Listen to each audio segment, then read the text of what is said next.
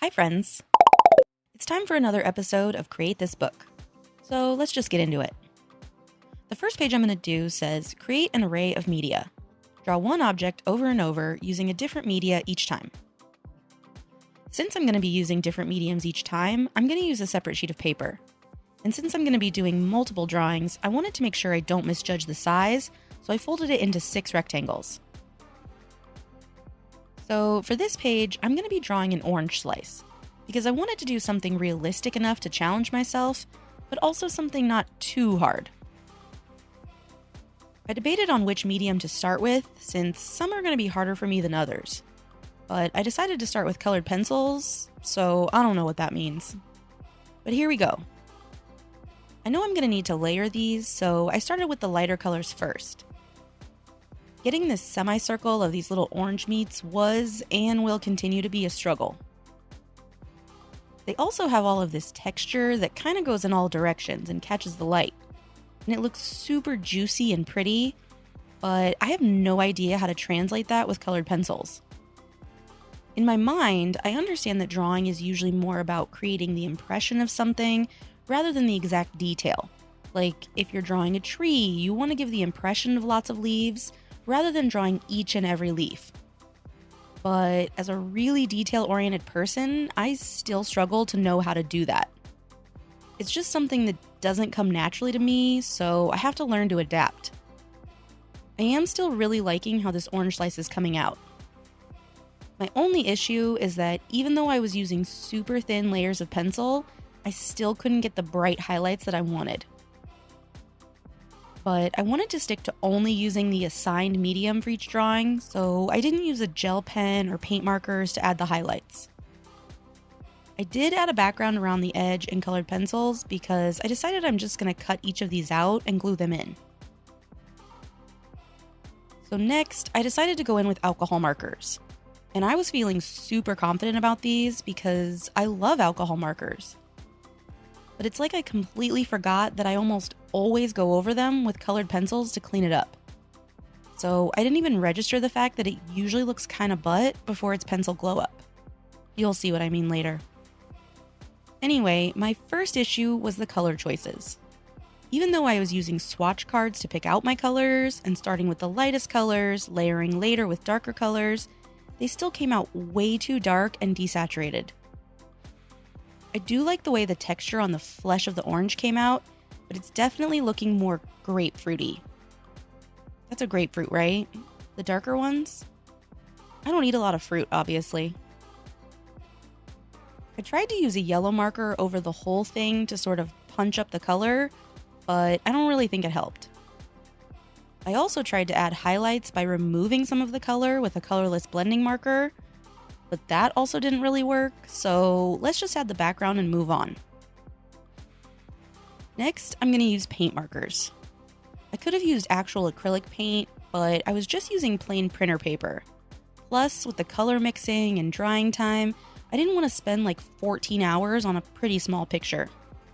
So paint markers it is. I did continue to start with lighter colors first, but paint markers definitely have an advantage over colored pencils and alcohol markers in that you can easily cover up any area that gets too dark.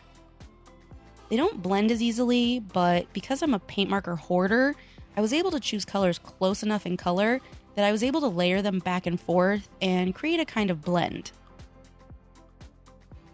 The highlights on this one are the best so far, thanks to a bright light yellow marker. I felt so confident with how this was looking that I tried using a ton of little dots to give the peel that pour-like texture. All of these drawings with the background added came out a little bigger than I intended, so even though I planned for 5 drawings, I'm only going to do 4. And the last one is going to be watercolor.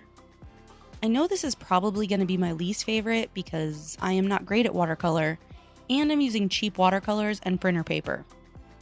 Someday I will really buckle down and learn the appropriate techniques and use better materials, but today I'm just going to make it up as I go along. It'll be fine.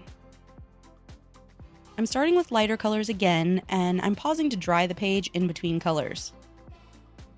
I am glad I did this one last because I feel like I used some of the things I learned on the other 3 for the flesh texture.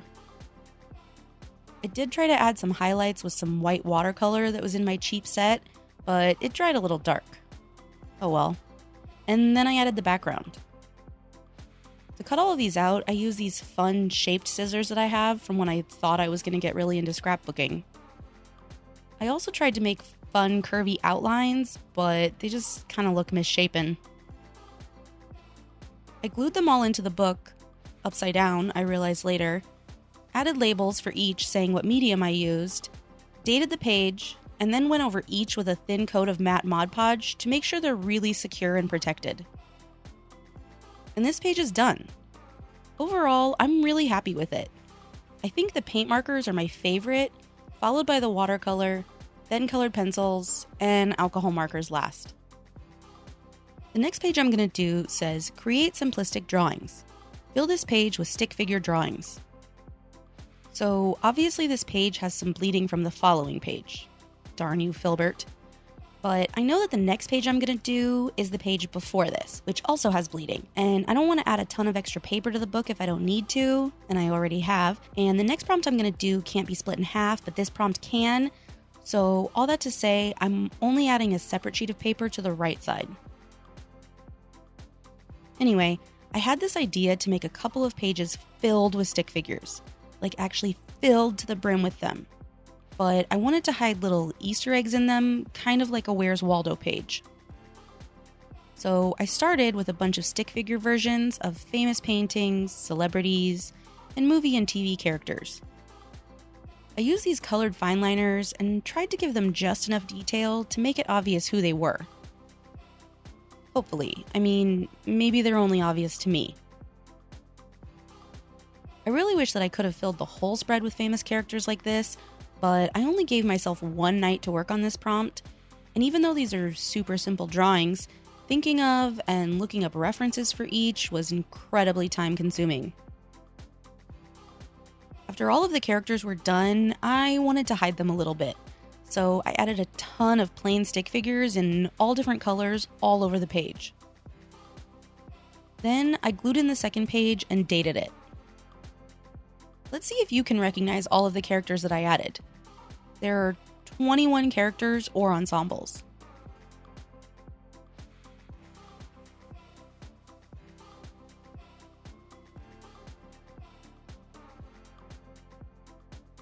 So the last prompt I'm going to do says, create a meal.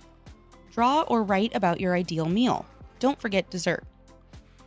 As I said before, I'm doing this on a separate sheet of paper since the previous page, and now the following page, both bled through.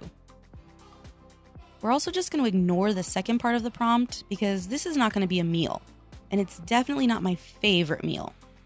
It's just a sandwich, and let's be honest, a sandwich is not a meal, but it is one of my favorite kinds of sandwiches. It's also one of my deepest, darkest secrets, because even though I think this sandwich is amazing, most people think it sounds disgusting. But I'm deciding to share this with you because it's a safe space. And also because I triggered a bunch of people with foods I hate in my Create This Book 3 mega collab video, so I figure I might as well trigger a bunch of people with a food that I love. If you haven't seen that video, first of all, what's wrong with you? But more importantly, in that video, I drew a smoothie full of foods that I hate, which just really got to a lot of people. Most specifically, my hate of bananas and pickles. I can't help it that they're gross. But prepare to get really fired up when I tell you what's on this sandwich. Let me preface this with the disclaimer that I am not the only person alive that likes this sandwich. My little sister also loves it. We call it our sandwich because we have no idea when we even created it. We've been making it since we were kids, way too little to create recipes, and no one else in our family likes it, so we know our parents didn't come up with it. It's a mystery. It just spontaneously existed one day. Okay, enough stalling. So here's the sandwich. Ooh, but first, look at how perfectly even this marker background came out. I've said this before, but it's really important to always touch new marker strokes to still wet marker so it blends nicely and doesn't look streaky. I'm so proud of it. Also, remember when I said I forgot how marker looks before I clean it up with colored pencils? Yeah, this is a bit of a mess, but adding shading and detail with colored pencils really brings it to life. It also cleans up the edges where the marker bled a little bit. Alright, let's actually get to this sandwich. So obviously the first ingredient in any sandwich is bread. Any sort of sandwich bread will do, like plain white bread in this case. On the first side of the bread, because sides are very important in this recipe, is mayonnaise.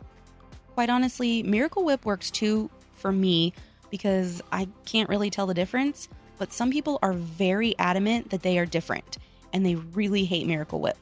So for the purposes of this culinary treat, we'll say mayonnaise. Despite my awful hand lettering, I do think the white paint pen I added really makes the label pop. Also, I really need to pat myself on the back for coloring something white like mayo and actually doing a decent job shading it. Go me! Anyway, the next ingredient is mustard. And of course I messed up the spacing on the lettering, so I covered it up with a white paint pen as much as I could and grafted on a better label that I did on yet another piece of paper.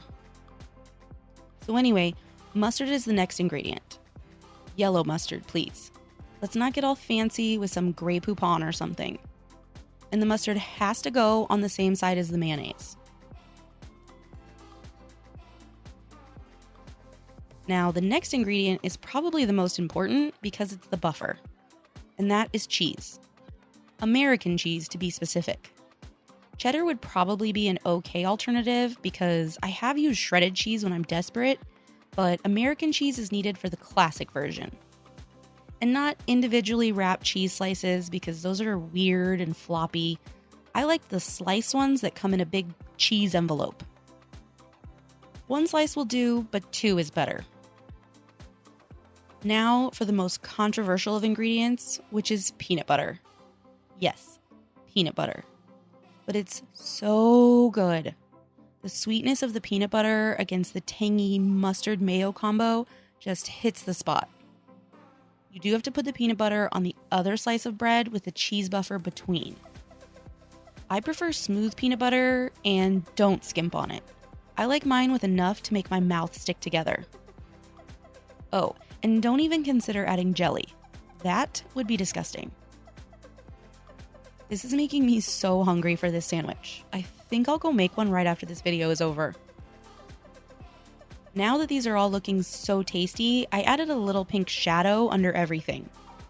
I brought back the prompt with a separate piece of paper since the original page is looking a bit messy, sealed everything in with matte Mod Podge, and glued the page in. So be honest, how many of you did I thoroughly gross out? And does anyone trust me enough to actually try it? So that's all the prompts from this week. What do you think? Thanks so much for watching, and I'll see you next time.